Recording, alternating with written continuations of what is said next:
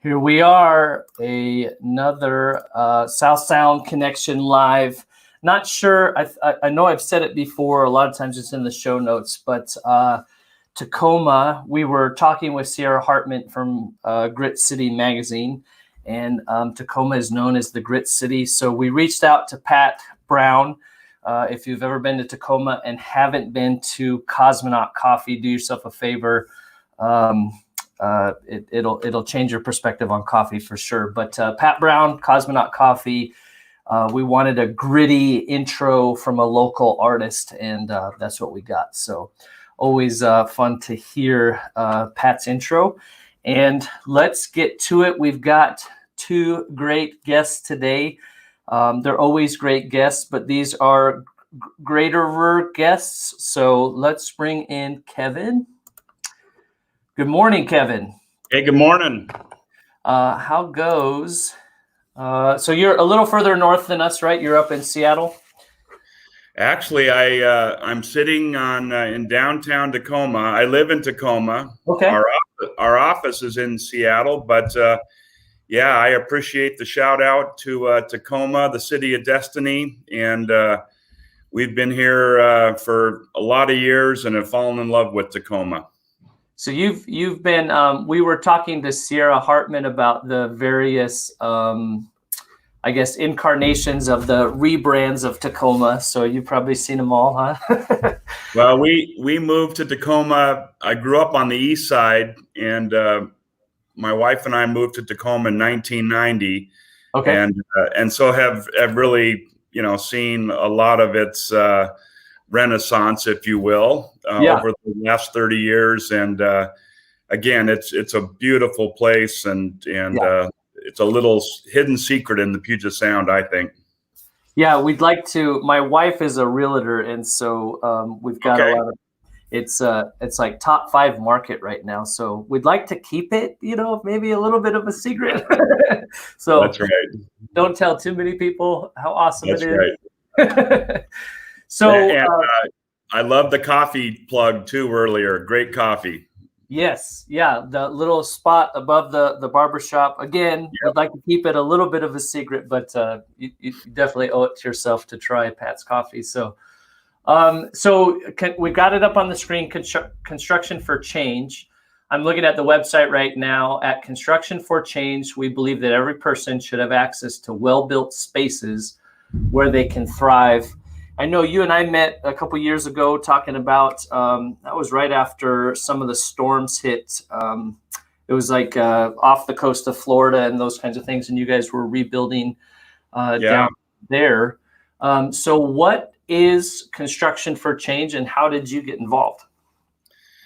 Well, it's a long story on how I got involved. I've been able to spend most of my career in the nonprofit space, and so have done worked with big organizations, big international firms, and so I was always around the international development sign or space. And a dear friend of mine was on the board for Construction for Change back when it was starting out, and he said, "Hey, we got this cool initiative going on. We're looking for some leadership to kind of take us to the next level."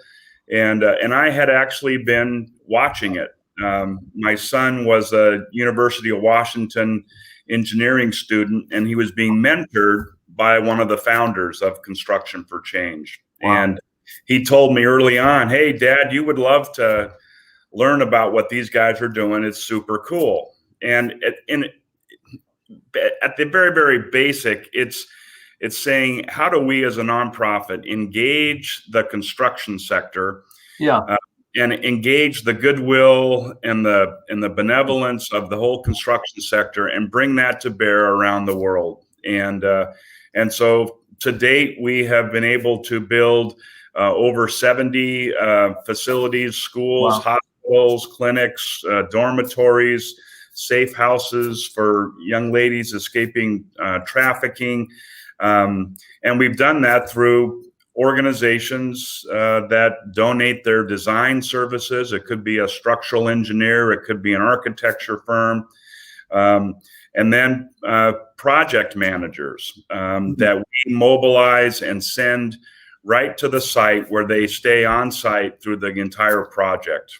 We build on 4 continents, 17 different countries around the world, and it's been remarkable to see the outpouring of people wanting to do something significant for the world and for people and places that have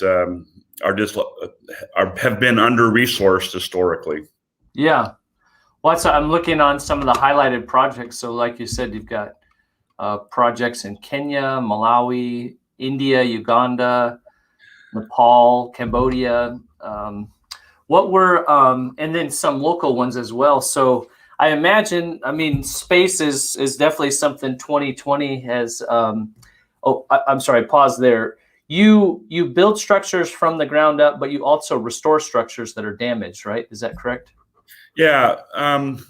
Most of the work we have done in domestically has been restoration or rehabilitation. And part of that is just the sheer price point. But yeah, we redid a big youth center in San Francisco. We've redone renovated the Babes program down at the university, down on the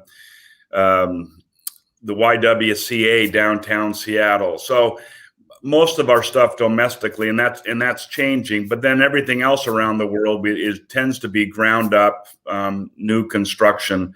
Yeah. So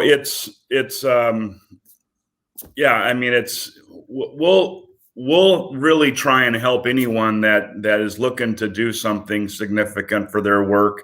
We just believe simply that the people around the world that we work with are doing phenomenal work, whether it's in the health or education. And we just believe their great work is better if they have a space that really, accentuates it and accelerates the work that they're doing their projects in. So yeah, we'll look at anything that we think can help good work happen more effectively.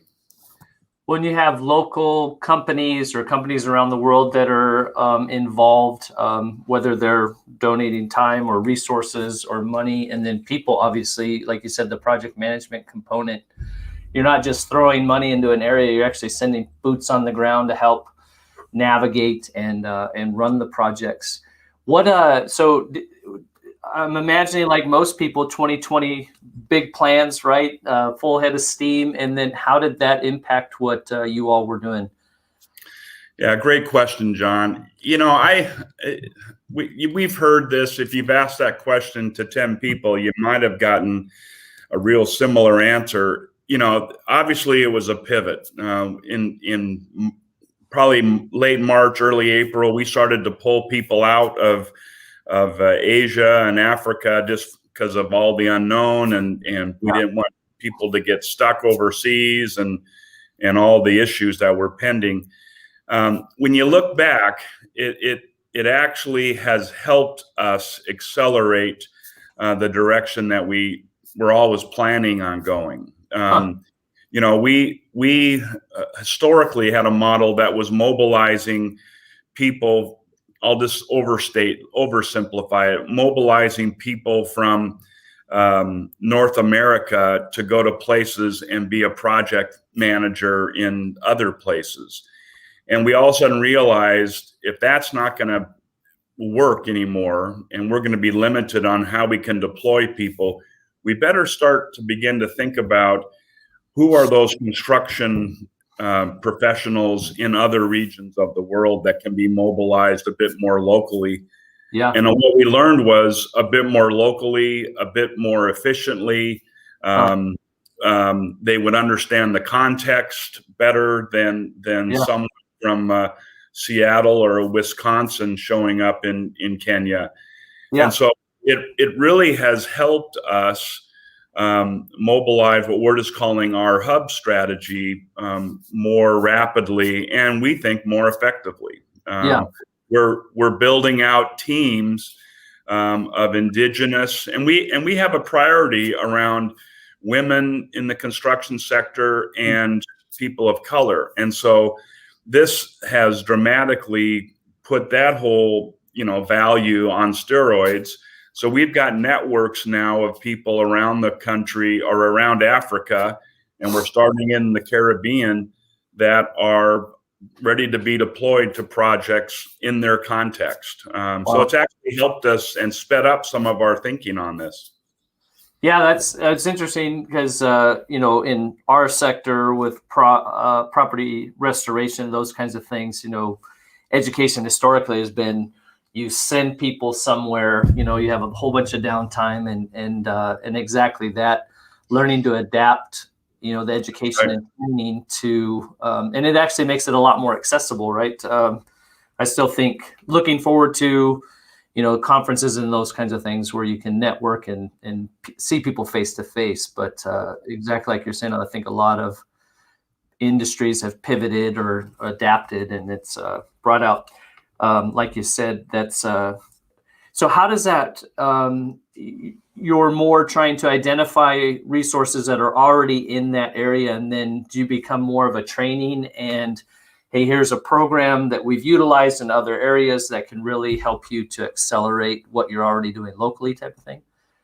Yeah, I mean, we don't see ourselves as job creation, but we do Sure. see ourselves as helping local nonprofits, local entities get the building they want. And in the process, we want to make sure that people are getting a shot at a great career in the construction field, right? And so we're trying to mobilize and prioritize, those kind of people to have those kind of experiences. We're also learning to that there's some organizations around the world that could use some capacity building. And we have world-class partners. It really is unbelievable. Like, big design firms like Gensler and HDR. And, those are two of the three largest firms in the world. And so we're looking to bring that capacity to bear on a small entity in a small country around the world, right? We're also working with government agencies and helping them build out their capacity as a government, as a public works department, right? Because we're able to bring some of this capacity to bear. Not necessarily that we have it. Our magic is we bring our partners in with us, and then they're looking to do something significant. So we're doing some stuff with a little company called Bechtel, and Bechtel is helping us develop the capacity of a small Caribbean country called Dominica to become the first net zero country in the world. And so, we've got a lot of small stuff we're doing, schools and clinics, and we're also endeavoring on some big ideas and some big projects around the globe as well. Well, that's really cool. So the website is constructionforchange.org. We have that up. Anything else? Any words of encouragement for 2021 that have kind of kept your fire going? Well, I think simply we've got one thing that is new for us. We're working with a local company here in the Puget Sound region that is producing prefabricated tiny homes. Okay. And we have a contract with them to mobilize the construction sector around the country to help rapid deployment of these homeless shelters in cities. Right now, we probably got over 3,000 of these units in the pipeline around the country. And so our role is simply to mobilize the construction pros in, let's just say, Austin, Texas, or LA, or wherever it is, and to do some community engagement and social impact projects to put these tiny homes up in a way to help a population that's in real trouble right now. So they're really cool units, and we can scale them and get ahead of some of these issues that so many of our cities are facing around the country.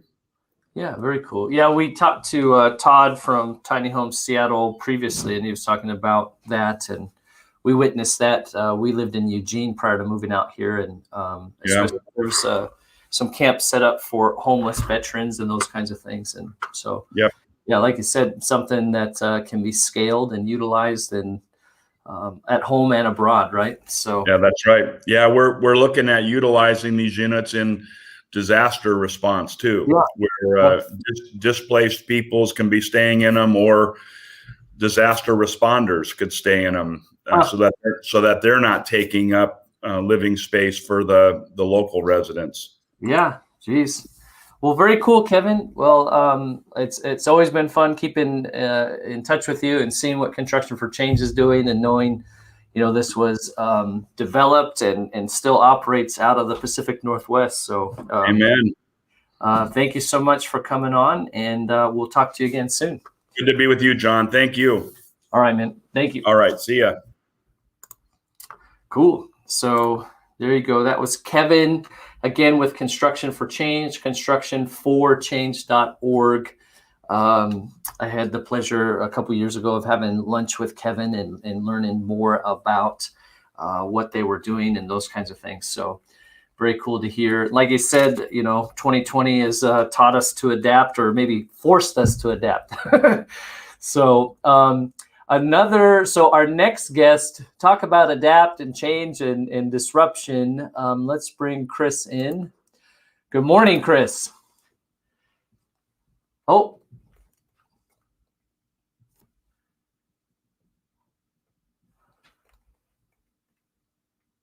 I'm not hearing your audio. Did I mute you? I think you're muted. Can you hear me now? Yep, perfect. Okay, perfect. I just want to say I am ecstatic to be here. And before we get into it, I know you can see in the top right corner of the screen, Oregon. Uh-oh. I know you were in Eugene, so that lit me up. So I knew you were a good guy. So you're another, I wore I have one of my favorite quarter zips is a Ducks quarter zip. It's super comfortable. And so I think you've met Brian from our office. He graduated, he's a Husky alum, and he said I could never wear it to work again. So yeah, I don't hold that against him. That's okay. Well, when I first moved out, I'm originally from Seattle. When I first moved out to Seattle, I wore it to stand out because, it's not that often, in Eugene, everybody's wearing Duck stuff, or Beavers, those few Beavers. So did you went to school at U of O? I did. Yep. I was in and out 3 years, came back up here, got right into what I'm doing today, kind of, sort of. But I had an absolute blast. Yeah. And yeah, it taught me a lot. So, but Eugene's awesome. Yeah, we love Eugene. That'll always be, it's not home. It's not where I was born, but it's home for our family. So absolutely. So Kevin was talking about disruption in construction and having to adapt. You and I touch base and talk about disruption as far as the financial stuff goes. And at the time when we talked, everything was on a huge upswing, and now we're on this, catastrophic downswing, right?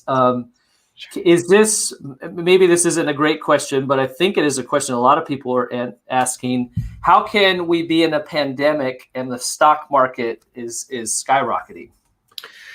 Whew. If I had that answer to a T, I probably would be a little bit more wealthy than I am today, right? We all would.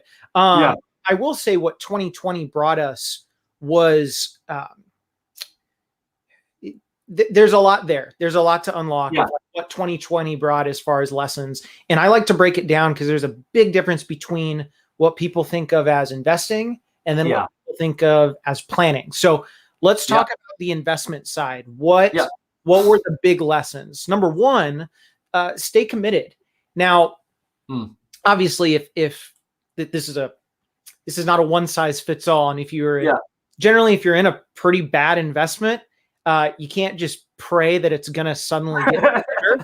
But what happened last year it was quite remarkable. It was the quickest recession in American history. We had February, the COVID confusion, March, the COVID crash, and then April and May, we had the start of the COVID correction, and it was lickety split. Now, if you stayed invested during that period of time throughout the end of the year, again, depending on where you were at, chances are you could have had a pretty good year when it comes to investing. And this is solely the stock market. This doesn't get into real estate or private equity or debt or any of that stuff. This is solely market related. Now, the big lesson, because your question was, what is the big lesson that 2020 brought us when it comes to investing? Yeah. You're not going to like it. People think that they are absolutely invincible to the investment world, and that's extremely dangerous. I was actually reading a couple of days ago, I believe it was on in Morningstar, the largest independent investment research company in the world. They're actually going as far to say that this new day trading craze is becoming a disease, and it's becoming an addiction. And what's really dangerous about the investment side of things is not only is it dangerous just in that fact, but the main issue is when everything came back and you keep going, the real danger is you can get away with it. Now, that dovetails into the second part of the lesson of would that be, can I ask a question? Would that be kind of like you're successful, but you don't know why?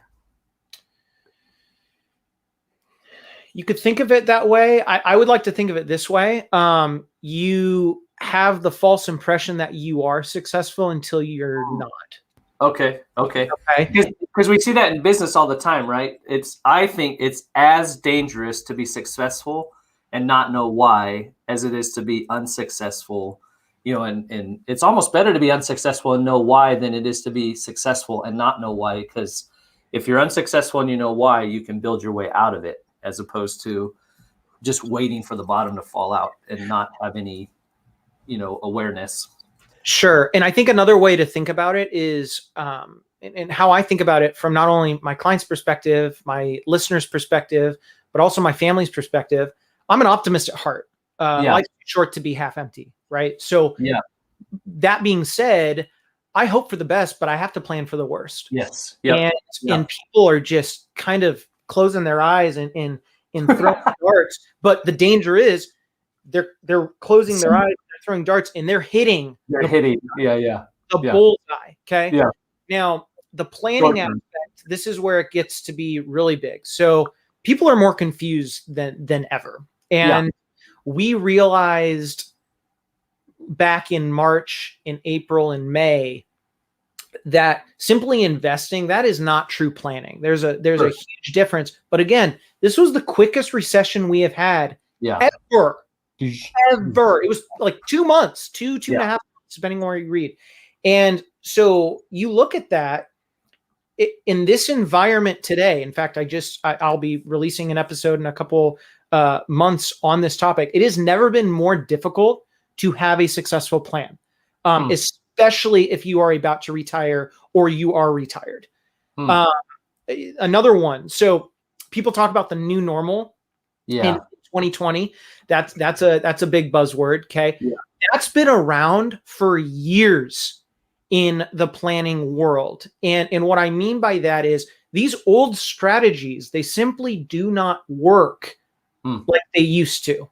Giving myself a selfish plug here, in a couple of weeks, we have a pretty awesome guest coming on our show talking about this rule called the 4% rule. There's a lot of debate on really what that means.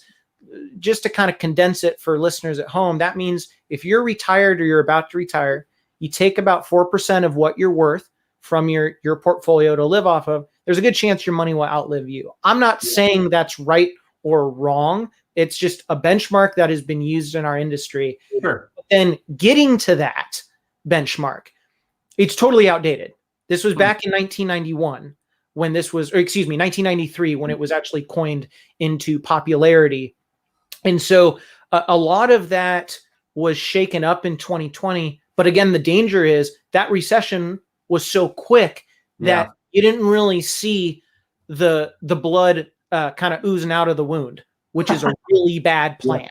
So the lesson, not to ramble, now is the time more than ever to either plan for yourself outside of the traditional box, or you better have someone in your corner that is planning for you, more than just advising, planning for you, that really knows what the heck they're doing. Because today it is anything but easy. Yeah. Okay, so that's we had Terrellski Davis, Platoon 720. He talks about credit repair, and I think a lot of people have a lot of fear around finances, right? It's not something that you want to talk about. We're actually taught not to talk about it, right? But how does someone know? What are some of the good questions you can ask, or the telltale signs, as far as the worst thing I want to do is, if I'm already in a bad position or I'm confused, is be more confused or get into a worse position by getting the wrong counsel, right? So what are some of the practical things people can do to try to discern and decipher who a good resource would be as far as financial planning and those kinds of things? That's a great question. So first thing, when you're meeting with an advisor, and really a planner, it's interesting. Advising, I have nothing against financial advice, but that model in that industry it's kind of becoming outdated.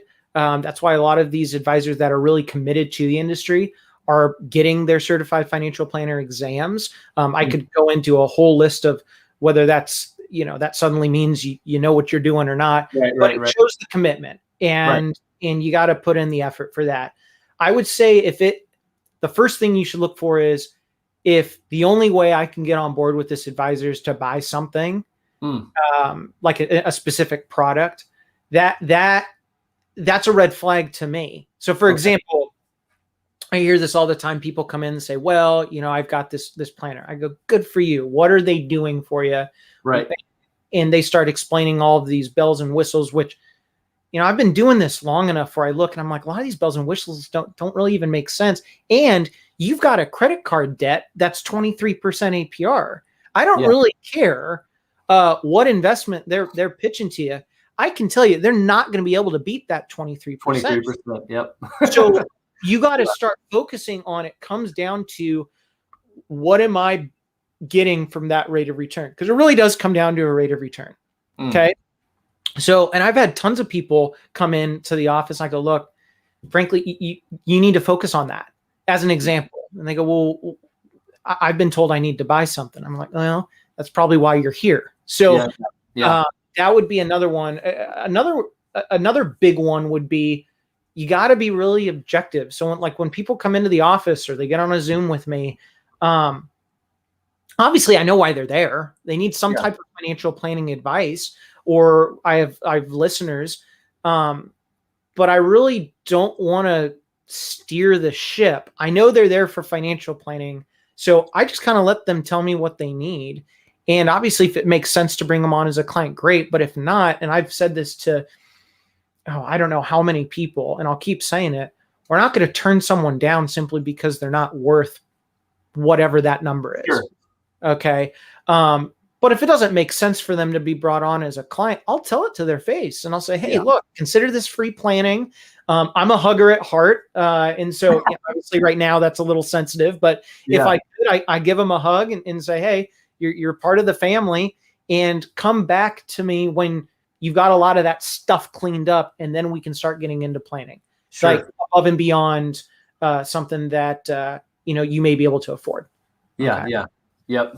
Get like you said, a lot of the old rules don't apply, but sound financial principles, your foundation, right, still needs to be set before you can build the financial house. So, well, I want to be mindful of your time, and what's any words of encouragement, things that you're learning for 2021 that you'd like to drop on the thousands of listeners? Oh, wow. So no pressure. Hundreds of thousands, millions, actually. Millions, probably millions. Yeah. Couple things. So as far as words of advice, and then I'll kind of tell you some things that I'm looking forward to this year, because we've got some really exciting stuff coming down the pike. So as far as things to look forward to, I always like to give themes for the year. So starting 2020, I told clients adequate prudency. If you go back into Lucia Capital Group's Lucia Capital Group Weekly, it's where my licenses are through, absolutely awesome company. You'll be able to see the video where I actually came on and I was talking to the chairman about that. And that was before everything happened. This year, I have two themes for 2021. So theme number one, lesser debt regret. You could read into that as much as you want. Lesson number two, this is a really big one. I'd much rather be one of the last to be right than the first to be wrong. So those are my two lessons I'm going to give you for 2021. You can gnaw on that one for a while because there's a lot to unpack there. Now, the things that I'm looking forward to in 2021. So you talked about pivoting and adapting. So last year was obviously crazy busy. And John, we spoke about this when we first met. Back in June in Washington, everything was shut down. And I looked going, I need to do something, right? We all need to do something. These entrepreneurs and people that want to get after it, they can't sit still. So I initially got a LinkedIn. I started connecting with people. I'm like, oh my gosh, like this is basically Facebook in high school. But then I thought to myself, why don't I start connecting with these incredible researchers and financial minds in our industry? I would say the academics, because I've nerded out about them. So one thing led to another. I started connecting with these people. And that's how Capitalize, a podcast for intelligent investors, came about. So initially what I wanted to do is bring it on to get these brilliant minds in our industry to really water down their brilliance to everyday people. Now, you fast forward, what I'm really excited about in 2021 is later on in the year in our podcast, I'm actually going to be taking people through Capitalize Your Finances, which is my framework that has personally led my wife and I to more than simple financial success. We have truly capitalized on every aspect of our financial lives. And I'm going to be taking listeners through that framework. There's no fancy words, no academic jargon or wordy crap that goes over everyone's heads. It's a step-by-step, no bars held approach to going above and beyond just simply understanding your financial lives. And people that are listening, they've become capitalizers. Those are our listeners. And capitalizers are people that have this burning desire to not just simply understand what's going on in their finances or every aspect of their life, but they want to dominate that understanding. They want to get every aspect of it. They're intense about it. And that's what being a capitalizer is all about. And so if I can sacrifice, or if I can give you the start so you can get started in 10 minutes, because I've sacrificed the last 10 years of my life to provide you all of this, I don't know anyone that wouldn't trade that. So I'm really excited to take people through Capitalize Your Finances. We've got a lot of super exciting stuff through Capitalize, a podcast for intelligent investors. And not to mention, we're bringing on clients left and right because they're understanding the movement, and it's really exciting. That's awesome, man. So I got the Lucia Cap on there. How do people connect with the podcast then? Yeah, so there's a couple ways. So if you want to go on Spotify, you can type in Capitalize, a podcast for intelligent investors. And for those of you that do not know, my initials are CAP. So I am the Cap in Capitalize, taking people through that framework. Spotify has been the most popular. Again, Capitalize, a podcast for intelligent investors. You can also get it on Google Play, or if you want to follow me on LinkedIn, when we release it, I'm always going to spit something out, letting people know about that. Or if you want to go directly through luciacap.com and go under podcasts or webinars, Capitalizes there as well. So there's multiple ways to get there. Most people go through Spotify. Gotcha. Yeah, I see that on the website now. They're at the scroll down to the bottom. So, well, awesome, man. Well, we're looking forward to, like we talked about, talking to you more. And I think that's definitely, like you've said, people want to build and invest and So it's encouraging to hear you say, build your foundation, and then these things can help you dominate and really put sound things into principles to not just investing, but planning, right? Planning for your future or capitalize. I don't know. Capitalize. There you go. Capitalize on your future. So, well, thank you so much, Chris. And hopefully this is the first of many conversations to come. So. Oh, I'm honored that I was on here, and I'm excited to hopefully be invited back for a second date. So thank you so much. All right, man. Take care. See you, buddy. Well, that's awesome. So yeah, Capitalize podcast. We got Construction for Change. We had a conversation offline with Chris, and just a lot of energy and a lot of we connected a lot of sound principles. So I think that is we try like with Turelski, to bring people on that can give you. They're not just like Chris talked about, just trying to sell you something, but trying to actually help you get where you're trying to go. And they've lived it. So we connected on probably not safe for work or not safe for work like it's anything bad, but some of the maybe other advisors, the more popular options that are out there and whether those apply or not. So good sound, Pacific Northwest driven, Capitalize advice. So please check it out, shout people out. Like he said, follow them on LinkedIn, and we will see you all next time. Let's see if I can remember where the outro is. Boom, another South Sound Connection live.